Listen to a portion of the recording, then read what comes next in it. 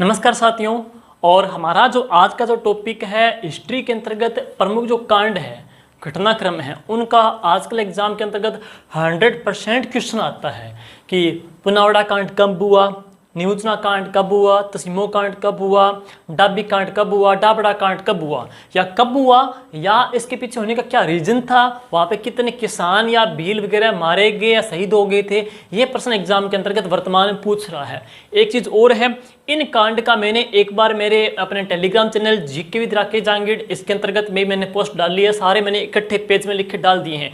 और ऐप भी जो पेज है जीके विद राकेश जांगीड़, वहाँ भी मैंने पोस्ट डाली है। तो कुछ बच्चे कह रहे थे कि सर आप इस टॉपिक को समझा दो, सिर्फ 5-7 मिनट का टॉपिक है। उसमें से क्या आजकल क्या तारीखें पूछता है कि रास्तापाल कांड कौन सी तारीख को हुआ था, तो सारी बातें अपने क्लियर कर लेंगे इस वीडियो के माध्यम से। तो चलिए, मात्र छोटा सा वीडियो है, शुरुआत करते हैं। देखिए साथियों, सबसे पहले मैं लिखता हूँ इसके अंतर्गत हिस्ट्री के कांड के अंतर्गत है। तो सुनिए साथियों, सबसे पहले जो चर्चित पढ़ते हैं, सबसे पहले जो चर्चित इसके अंतर्गत है वो सुनिए कौन सा पढ़ते हैं। चर्चित इसके अंतर्गत है वो पढ़ेंगे, इसमें आ जाएगा कौन सा, मानगढ़ धाम कांड है। मानगढ़ धाम, अब आपसे पूछा जाएगा मानगढ़ धाम है ये राजस्थान के कौन से जिले के अंतर्गत आता है। तो साथियों, ये जो पहाड़ी है वो कहाँ पर है, बांसवाड़ा के अंतर्गत है। मानगढ़ धाम कहाँ पे है, बांसवाड़ा के अंतर्गत है। और ये कांड कब हुआ था, तो इसकी तारीख ये है 17 नवंबर 1913 है। 17 नवंबर 1913 को घटनाक्रम हुआ था मानगढ़ धाम बांसवाड़ा के अंतर्गत। और बड़ी बात क्या है कि यहाँ पर फायरिंग हुई थी और यहाँ पे MBC के द्वारा फायरिंग हुई थी। दो बातें आएगी, फायरिंग किसके द्वारा की गई थी, तो फायरिंग की गई थी मेजर बेली के द्वारा। अंग्रेज अधिकारी कौन थे, मेजर बेली। मेजर बेली के द्वारा फायरिंग की गई थी। और उसमें कुल कितने भील शहीद हो गए थे या मारे गए थे, तो इसमें कुल मारे गए थे कितने भील, 1500 भील यहाँ पे शहीद हुए थे। वो घटनाक्रम कौन सा है, मानगढ़ धाम का है। आपसे तारीख पूछी जाएगी, तो तारीख कौन सी है, 17 नवंबर 1913। एक तो ये हो गया आदिवासियों का। दूसरा सुनिएगा, इसके पश्चात में दूसरा की बात करूं तो दूसरा आ जाएगा इसमें कौन सा है, नीमड़ा कांड। साथियों, दूसरा अपने पढ़ेंगे नीमड़ा है। ये जो नीमड़ा कांड हुआ था वो कौन से आंदोलन के तहत हुआ था, एक ही आंदोलन के तहत हुआ था।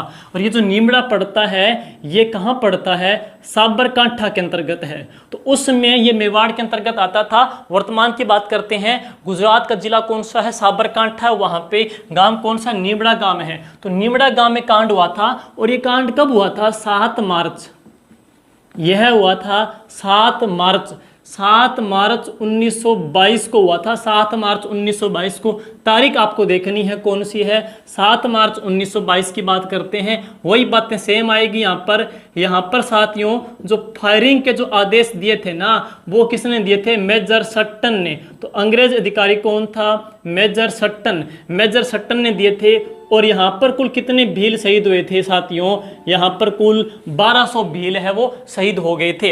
इस एक ही आंदोलन के अंतर्गत है, नीमड़ा कांड के अंतर्गत है। अब तीसरा अपने पढ़ेंगे साथियों, तो राजस्थान के अंतर्गत तीसरा ही ऐसा जो किसानों का या आदिवासियों का शहीद होने का जो घटनाक्रम है वो सुनिएगा।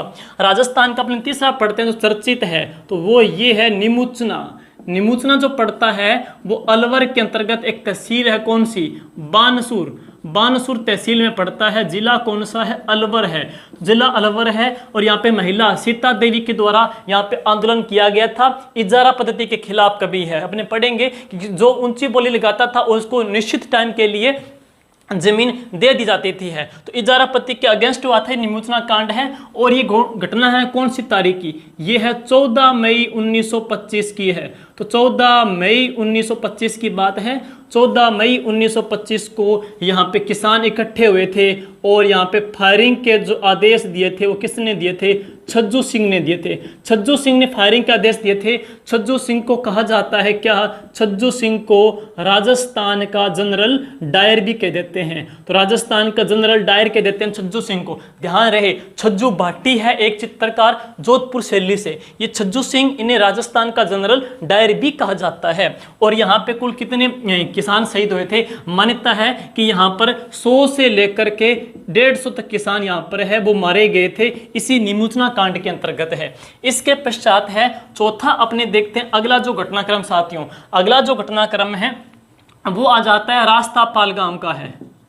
रास्तापाल, रास्तापाल कांड इसको बोल देते हैं। और दोस्तों ये जो रास्तापाल कांड है ये कौन से जिले के अंतर्गत? डूंगरपुर में है। इसी प्रकार डूंगरपुर में एक आप और पढ़ोगे, वह कौन सा है? पुनावड़ा कांड है। तो पुनावड़ा कांड भी कहाँ का है? डूंगरपुर का आ जाता है। दोनों सुनिए, दोनों की क्या खूबियां हैं। देखिए जो रास्तापाल कांड है ये हुआ था 19 जून 1947 को, 19 जून 1947 को हुआ था। और ये जो पुनावड़ा कांड हुआ था यह हुआ था 30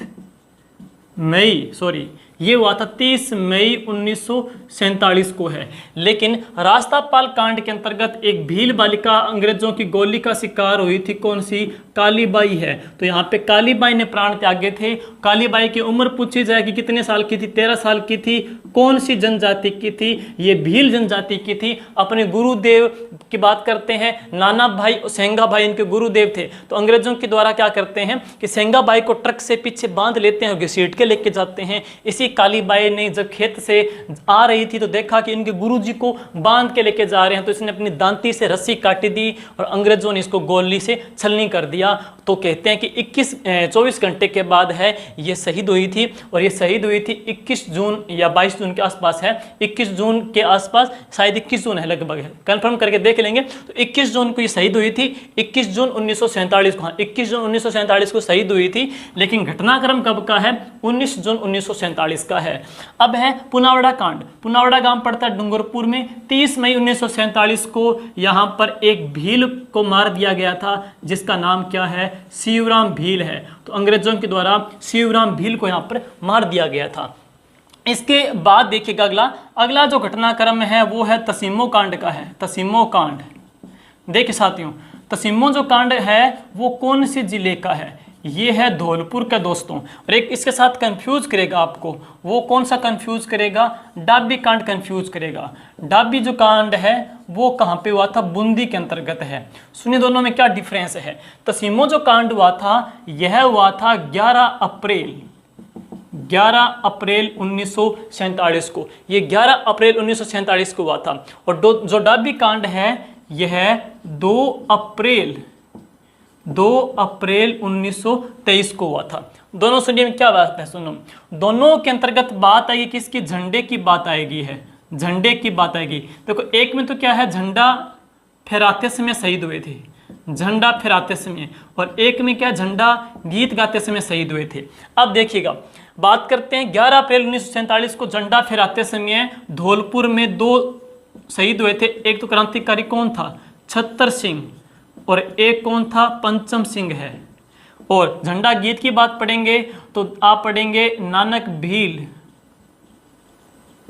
और कौन है? देवा गुर्जर हैं। अब सुनो दोनों में क्या डिफरेंस है। बच्चे कंफ्यूज होते हैं कि झंडा फहराते समय कौन शहीद हुए, झंडा गीत गाते समय कौन शहीद हुए। सुनिए पहली बात समझा दूं मैं। तसीमो गांव पड़ता है कहां पर? धौलपुर में है। यहाँ पे जो घटना हुई थी वो कब हुई थी? 11 अप्रैल 1947 को हुई थी। झंडा फहरा रहे थे कौन? छत्तर सिंह, पंचम सिंह। अंग्रेजों के द्वारा इनको गोली मार दी गई थी और ये शहीद हो गए थे। और यहाँ पर 11 अप्रैल को है, नीम के पेड़ के नीचे यहाँ पे एक मेला भी लगता है।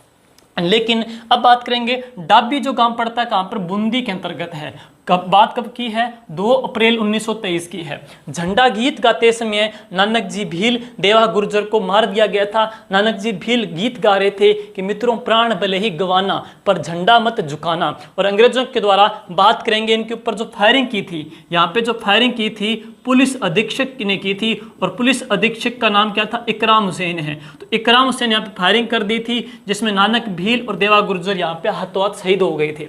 तो कंफ्यूज कैसे होंगे? देखो फहराते हैं, देखो फहराते क्या है? छतरी को फहराते हैं, छतरी भी फहराई जाती है। और पंचम कहते हैं ना, आपने अपनी सफलता के परचम गाड़ दिए। पंचम फहराना होता है। तो छतरी फहराना, पंचम फहराना। तो छत्तर सिंह, पंचम सिंह फहराते समय गीत सुनो। गीत हम किसके गाते हैं? गीत हम देवताओं के, संतों के गीत गाते हैं। तो संत देवता कौन से? नानक देव जी हैं। नानक देव गीत गाते हैं देवों के, तो गीत गाते हैं देवों के। तो देवा गुर्जर गीत गाते समय गीत किसके गाते हैं? नानक देव जी के। तो नानक देव, नानक बील, देवा गुर्जर दोनों गीत गाते समय शहीद हुए थे। और इनके शहीद होने के पश्चात है माणिक्यलाल जी वर्मा ने एक गीत गाया था और वह गीत था अर्जी गीत है, तो अर्जी गीत भी यहाँ पर गाया गया है। तो ये तो हो गए दोस्तों कितने, अभी तक 8 हो गए हैं। कुछ आगे की ओर पढ़ते हैं। नेक्स्ट अगले घटनाक्रम कौन कौन से हैं, अक्सर इनसे प्रश्न आता ही रहता है। तो इसके बाद के जो घटनाक्रम है वो सुनिएगा। अब बात करेंगे, एक आएगा गोविंदपुरा कांड है, गोविंदपुरा कांड। देखिए नेक्स्ट है गोविंदपुरा कांड।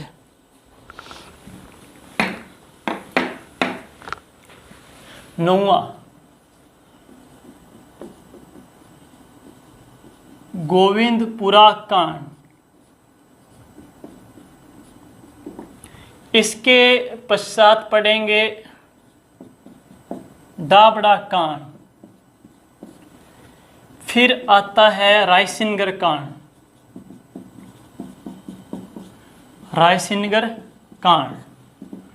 एक पढ़ते हैं सागरमल जी गोपा कांड, सागरमल जी गोपा कांड। और इसके पश्चात पढ़ते हैं खुड़ी कांड। इसके बाद करते हैं कुंदन कांड और कांगड़ा कांड।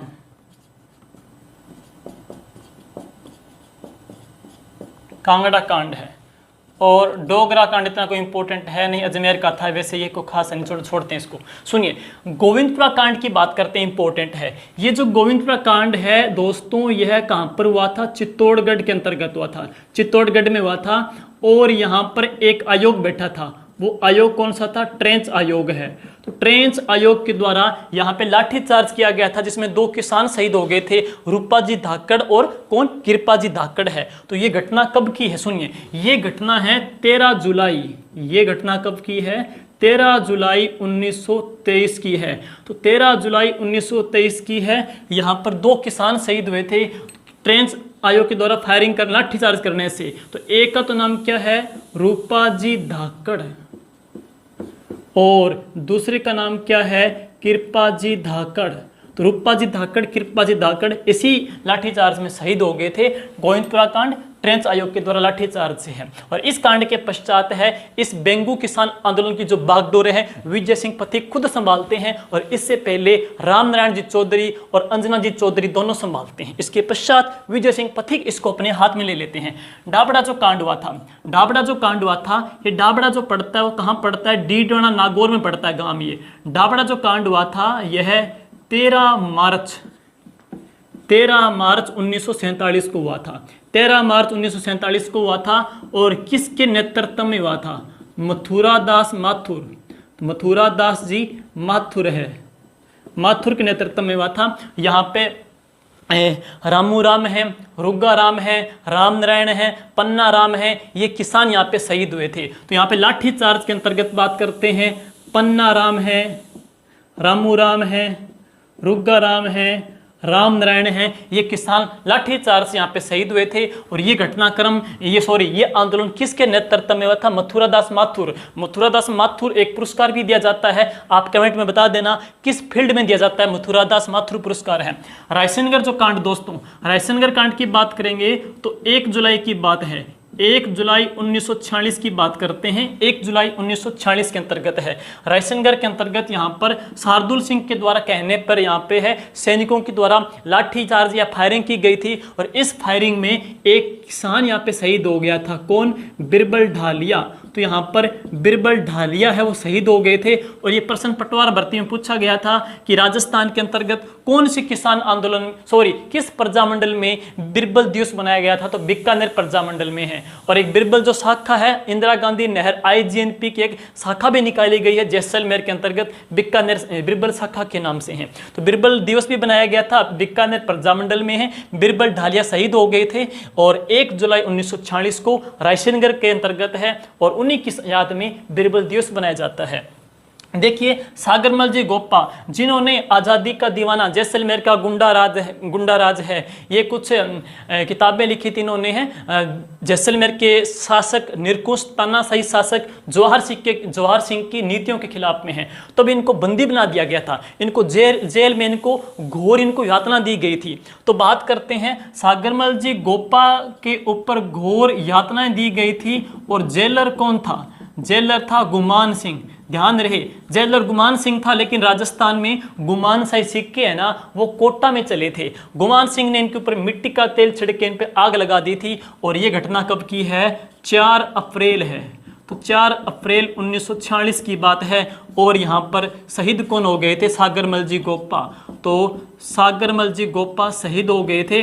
और सागरमल जी गोप्पा शहीद हो गए थे, तो यहाँ पर शहीद होने के पश्चात में जैसलमेर में खून रो बदलो खून का नारा गूंजा था। और फिर यहाँ पर इस एक कांड की जांच के लिए पाठक आयोग बिठाया था, लेकिन जयनारायण व्यास आयोग बाद में दोबारा बैठा था, जो पंडित नेहरू के कहने पे आया था ये। अब अगली बात करते हैं खूड़ी जो कांड। दोस्तों खूड़ी कांड है ये सीकर में हुआ था, कुंदन कांड भी सीकर में हुआ था, लेकिन दोनों की तारीखें अलग अलग है, सन एक ही है। खूड़ी कांड की बात करते हैं 25 मार्च 1935। कुंदन जो कांड हुआ था ये हुआ था 26 मई। वैसे 26 मई को डीडी किसान चैनल भी चला था, 26 मई 1935 को है।